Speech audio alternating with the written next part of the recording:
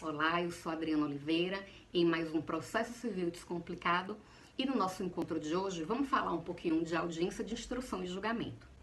Essa audiência que tanta gente tem medo, que acha tão complexa, a gente vai ajudar aqui a esclarecer um pouquinho a ideia sobre ela. Ela está lá prevista nos artigos 358 e seguintes do Código de Processo Civil.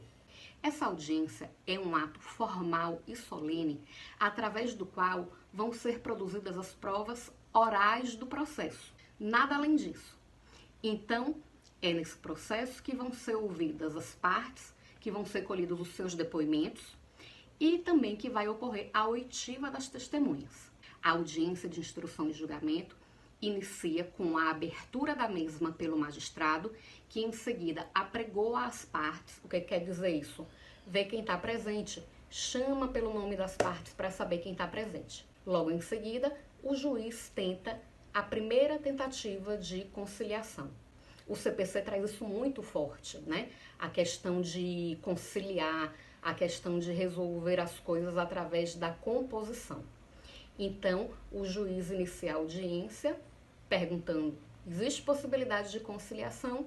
Se houver, assina-se o termo, né? Formaliza-se ali o acordo, mas se não houver, vamos dar continuidade. E aí começa-se então a oitiva da parte autora, através do seu depoimento pessoal. Em seguida, colhe-se o depoimento pessoal do réu. Depois, a oitiva das testemunhas indicadas pelo autor. E depois, a oitiva das testemunhas indicada pelos réus.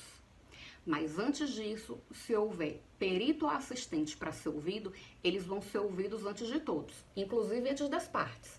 Então, depois de todos serem ouvidos, de tudo estar ali sendo digitado, né, pelo serventuário, para que conste da ata, vai ser aberta a palavra aos advogados para que apresentem as suas alegações finais de maneira oral, ali mesmo naquela sentada, ali mesmo na mesa de audiência.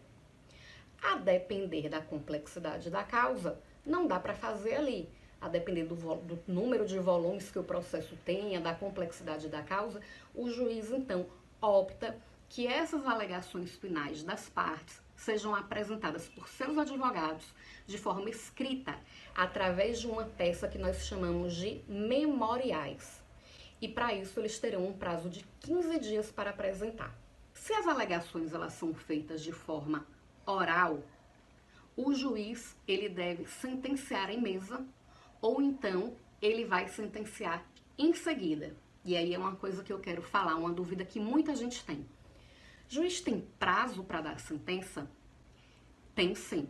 E quem diz isso é o Código de Processo Civil, lá no artigo 366, que fala que o juiz, se ele não sentencia na audiência, após todos esses passos que nós já falamos aqui, ele tem um prazo de 30 dias para sentenciar. E aí todo mundo pergunta, mas juiz nenhum cumpre isso. Mas aí cabe a gente ressaltar que esse prazo do magistrado é um prazo impróprio. E aí, para a gente falar de prazo impróprio, a gente precisaria de uma aula inteira sobre isso. Mas fiquem cientes disso, que se trata de prazo impróprio, mas o juiz tem sim prazo para sentenciar. Esse poder que o juiz tem de coordenar a audiência, de acompanhar o passo a passo da audiência com os direitos e deveres que ele tem, nós chamamos de poder de polícia. É poder de polícia do magistrado, ao conduzir uma audiência de instrução, por exemplo, pedir que alguém se retire caso essa pessoa esteja tumultuando. Ah, mas a audiência não é pública, eu posso ficar? A audiência, na grande maioria das vezes, ela é pública, ou seja, não existe esse impedimento de que outras pessoas presenciem, mas se isso trouxer prejuízos à colheita das provas, se isso trouxer prejuízo ao andamento do processo, o juiz pode sim pedir para se retirar, inclusive com apoio de força policial. Pois bem, uma grande novidade que o Código de Processo Civil traz é a possibilidade de gravação de audiência. E eu vejo essa possibilidade como um grande benefício para a advocacia. Algumas varas já costumam gravar as suas próprias audiências, e aí a gente verifica isso, inclusive, principalmente no âmbito dos juizados especiais. Mas se a vara não grava, ou se ela mesma está gravando, as partes também têm o direito, sem necessitar de autorização, de gravar a audiência. Isso mesmo, seja por vídeo, seja por áudio, seja por meio digital, seja por meio analógico. Quem diz isso é o CPC. É uma grande novidade.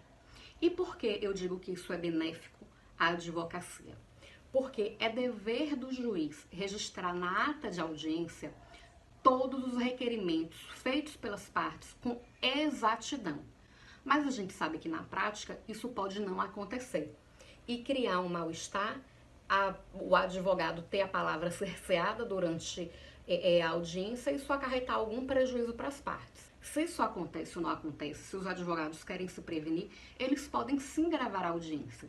E dessa forma, eles têm como comprovar o que aconteceu integralmente ali na realização da audiência de instrução e julgamento. Por fim, para encerrar a audiência, é lavrado pelo servidor o termo da audiência, informando tudo o que aconteceu, inclusive os despachos, manifestações, determinações do magistrado, e esse termo vai ser assinado por todos os presentes. Encerrada a audiência, aguarde-se a sentença e a finalização dessa etapa processual. Se vocês gostaram desse vídeo, se vocês gostaram do conteúdo, eu peço que deixem aqui o like de vocês no vídeo, porque isso ajuda bastante o nosso canal. Se inscreva se você ainda não está inscrito, compartilhe com seus amigos e eu espero de alguma forma ter ajudado a trazer um pouquinho de conhecimento para vocês. Um grande beijo e até o próximo vídeo.